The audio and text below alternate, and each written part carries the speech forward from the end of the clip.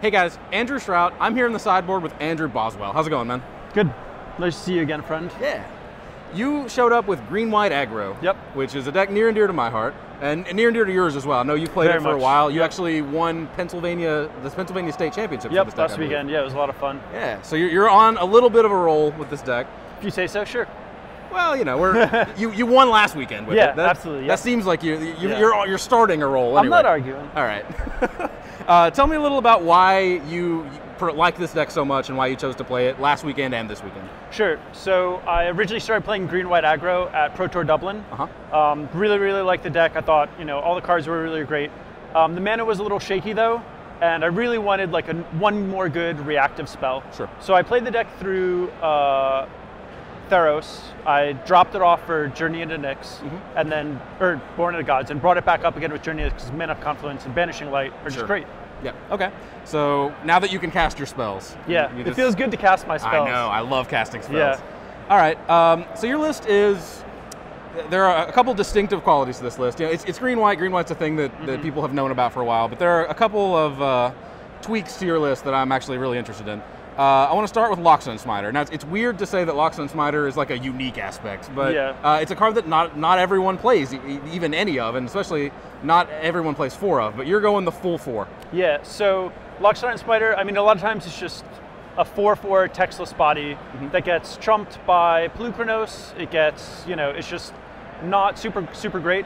But with Mana Confluence, you can take a direction of just being very consistent. The way my deck's built, it just almost always goes 1, 2, 3. Okay. And Lockstone Smiter is perfect for that game plan. Sure.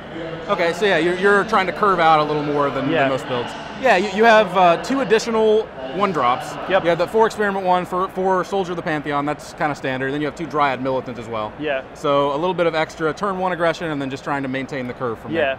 Okay. Now, one thing you're missing, and this I know it breaks your heart. I don't know what's going on here, man. You're going to have to fill me in. Yeah. You are not playing any Advent of the Worms in your main deck. Right, yeah. So Advent of the Worm is a great card, but we're playing 23 lands, and before, our mana was a little clunky, so where other people's games would always drag out to 4 lands.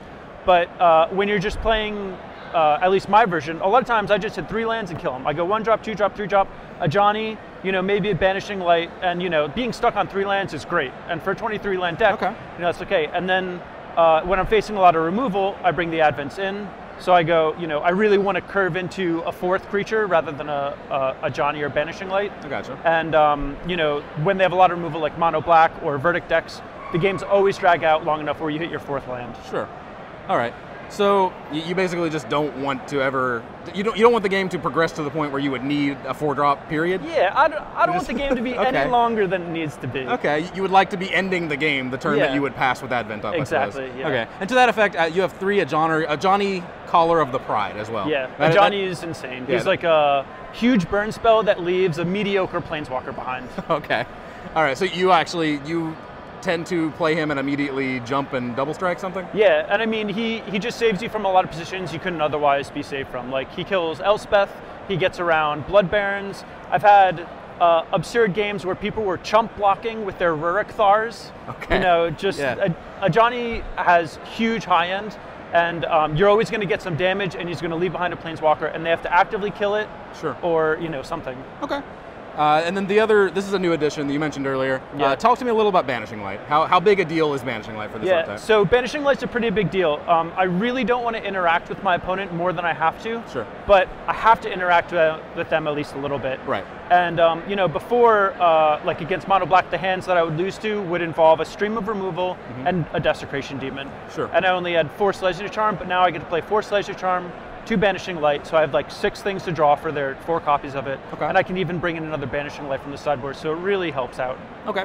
It's just the most flexible answer possible. Yep. Because you never know what roadblock they're going to throw at you. Exactly. You just want kill target thing every once in a while. Sure. Okay. Tell me a little about your matchups. Like, what deck do you most want to play against when you're playing this deck? So decks that I most want to play against are at opposite ends of the spectrums. The really, really aggressive decks, or the really, really controlling decks. Okay. Against the aggro decks, my creatures are just better. I have a lot of life gain. Like I just clog up the board and win. Sure. And against really, really slow decks, I just come out so fast. A lot of my creatures are resistant to Verdict. Okay. You know, and in the middle, things get a little trickier. Against like the black removal decks, my curve starts on 1. Right. So when I'm on the play, the matchup is pretty good, but when I'm on the draw, if I don't have a Voice of Resurgence, it's like really close to 50-50 or worse than that for me. Okay. And then against the coarser decks, like the other fat green creature decks, those can be a little tricky, particularly when there's Sylvan Caryatid, Courser, and no other green creatures. Because if they have Blue Chronoses and other green creatures, I can bring in Hunt the Hunter. Sure. But if they don't have those, I can't bring them in, and the Courser can be like kind of a big roadblock. Okay. So people going slightly bigger than you, I suppose, are the problem? Exactly what you would think. Just decks slightly bigger than mine are hard. Yeah, that makes sense. Yeah. I believe we just finished round 6, is that right? Yeah. Okay, so you are sitting at 5-1. Yeah. So over the hump, we just have a couple more rounds to close out. All right. Yep. I'll be rooting for you. Thanks a lot, dude. Yeah, thanks for sitting down with me. Yep, see ya. Stick around. We've got plenty more coverage coming of the Standard Open here in New Jersey.